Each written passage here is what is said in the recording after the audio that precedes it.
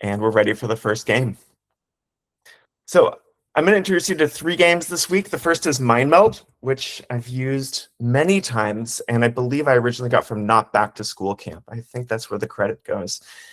And this is something I've played a lot with groups of teenagers, but also with adults. And really, I feel like the bottom age for this game might be 12 or 13, just because it's a verbal acuity game. And it's one that I would use pretty early on in a group's formation.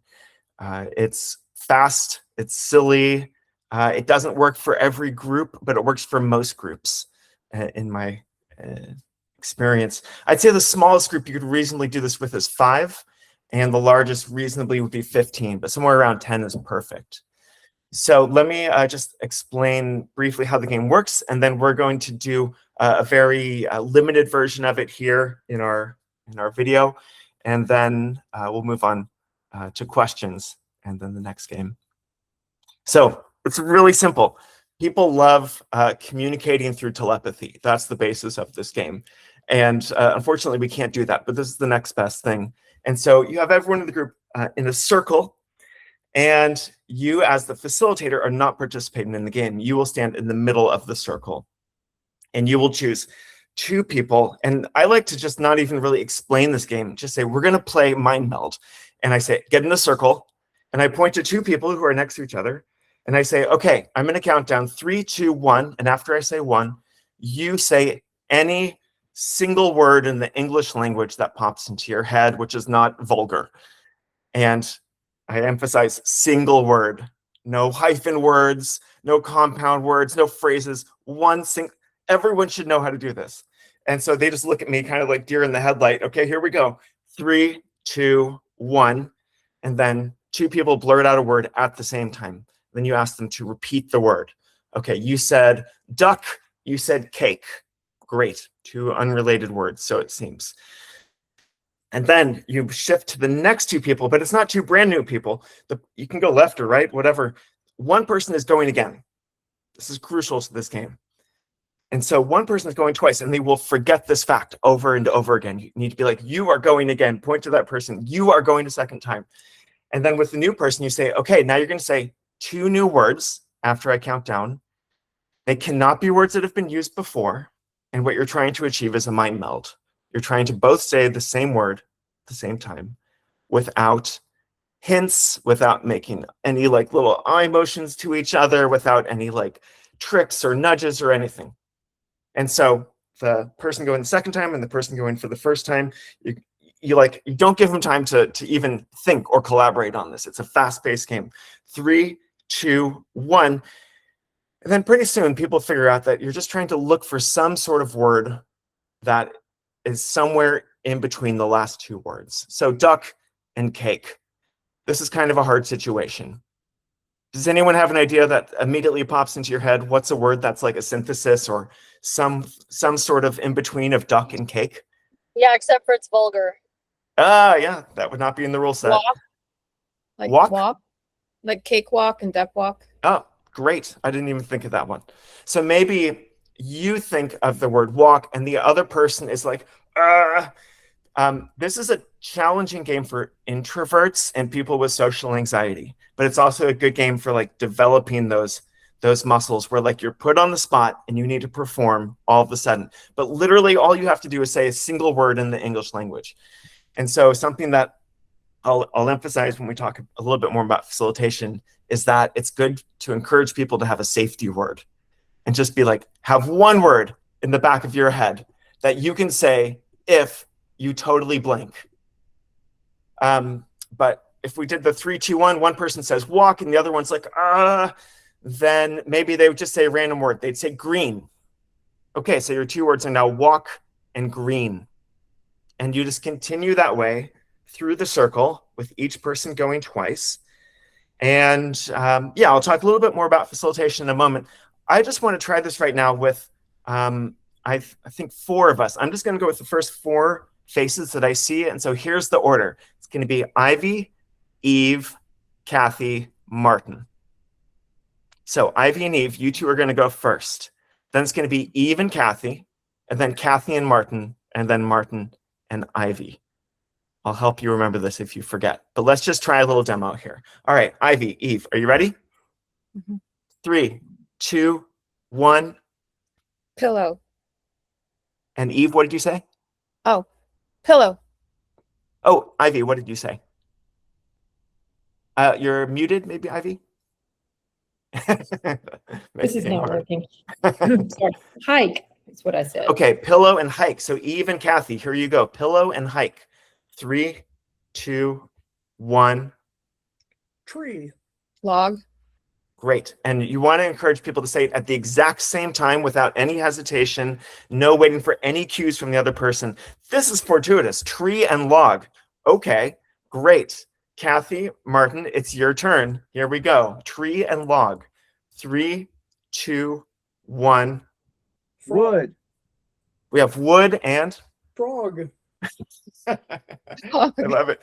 I was also thinking wood, but you'd be surprised where people's heads go in this game. So, all right, now Martin and Ivy, back to you.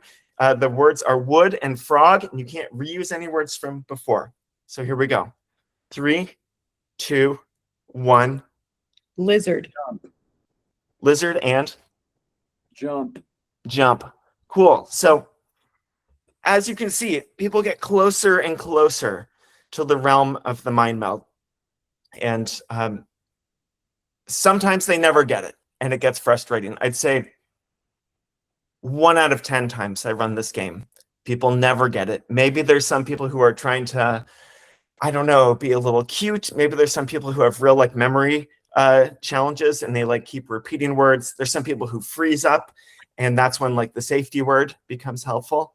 But 9 out of 10 times, if you play this game enough, like for like 5 minutes, then there will be a mind meld, and people go nuts for the mind meld. It is just like this moment of glory, and that is the point of playing this game. And often they want to play it a few more times so that there's more chances to get mind melds. Every now and then, people get really lucky, or they kind of mind meld more quickly. You don't even get through a whole circle, and that's fine. You can just keep playing the game over and over again. Let me share a few more facilitation notes with you, and then I'd love to take any questions that are coming up. This is going to be our quick first light game. Let's see here. Notes. Yes. I'd say your number one job facilitating this game is to keep things moving quickly. Like you are shutting down side conversations. You are very quickly like nurturing people who are a little bit shy, and then you're saying like, okay, now here we go, it's happening. All you have to do is say one word, and it's just like no time for pausing. It's like 3, 2, 1, go. If it's working well, then you're like, okay, you two, you repeat the words for them. You say 3, 2, 1, go. And like a round should be like less than 10 seconds once you get into this well-oiled machine territory. If someone fails to say a word entirely, and this happens frequently, especially in the beginning of the game, just don't make a big deal out of it. Just be like, okay, we're going to start, well, next 2 people, we're going to start with 2 brand new words, but they can't be any of the words that we've done before. You just keep the game moving along, and like there's no need to dwell. Some people might feel a little bit embarrassed if they freeze up and don't say anything. But again, keep it moving. And then they realize it's not a big deal. Yeah, definitely remind people that they're going to be going again. That and repeating the words is something you have to do over and over again. And then the last note that I wrote down was, this is optional. I, as a facilitator, like to get visibly excited when I think that victory is near. Like when we had wood, what was it? Log. And oh no. Log and tree. Yeah, log and tree. So in my head, it's like, okay, wood, low-hanging fruit here. That's a funny one.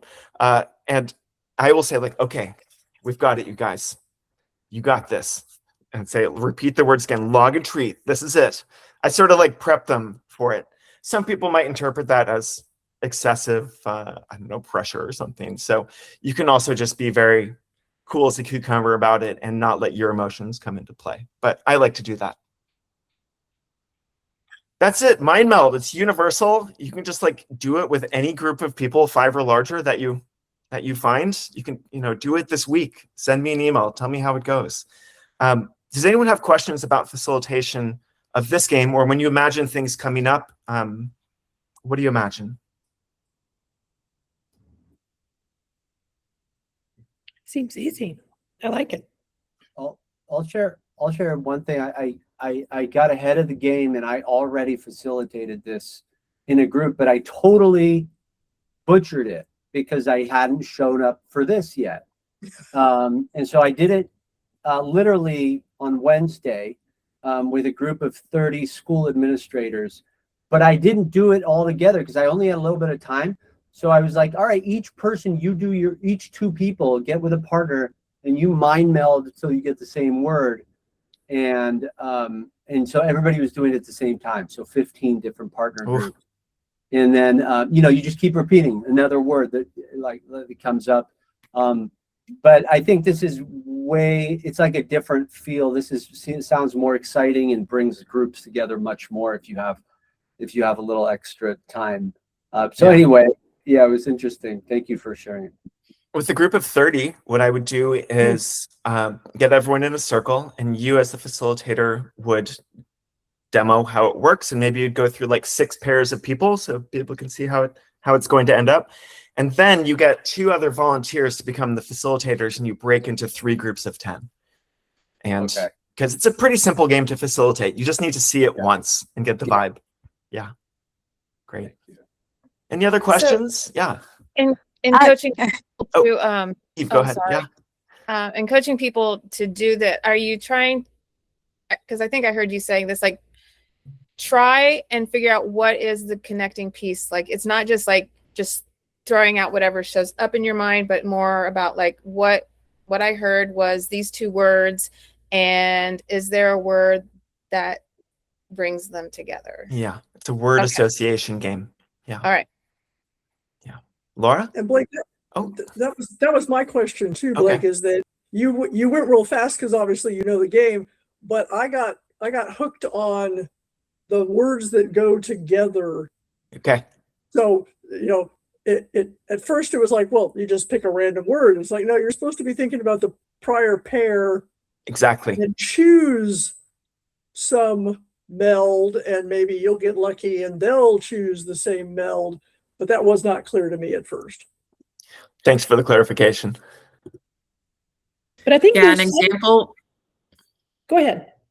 An example would be like if I was mind melding with someone and they said milk and I said bowl, we would be like, okay, you know what's next, right? Right? And then we'd be like, cereal. Yeah. Yes, exactly. Yeah. Yeah.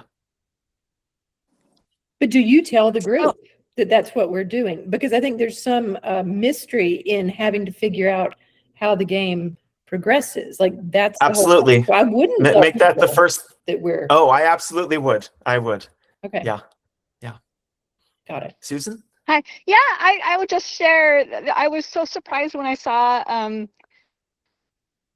we were going to Mindmeld, because I have played this game many times, and I think it was at my flying squad, a group of young people, and I think so. One of the people got it, I think, from YouTube, where they played it the way you were talking about, Martin. It was just 2 people, and they would just keep going with words until they had the same word. And then it was because we had a group of about 5 or 6.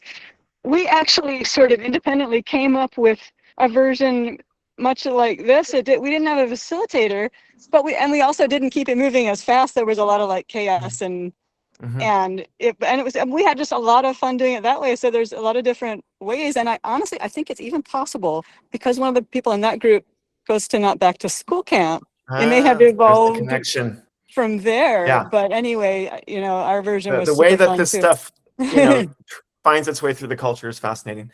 So I'm going to move on to the next game. I just wanted to add one more thing that popped into my head, which is I consider this a group connection game and not just a fun game, because there really is this magic that happens when the mind meld happens. And for a group that's just forming, for them to sort of realize, even if it's in this kind of surface level word association format, that they're thinking about the same thing. It breaks the ice. It kind of gets people laughing.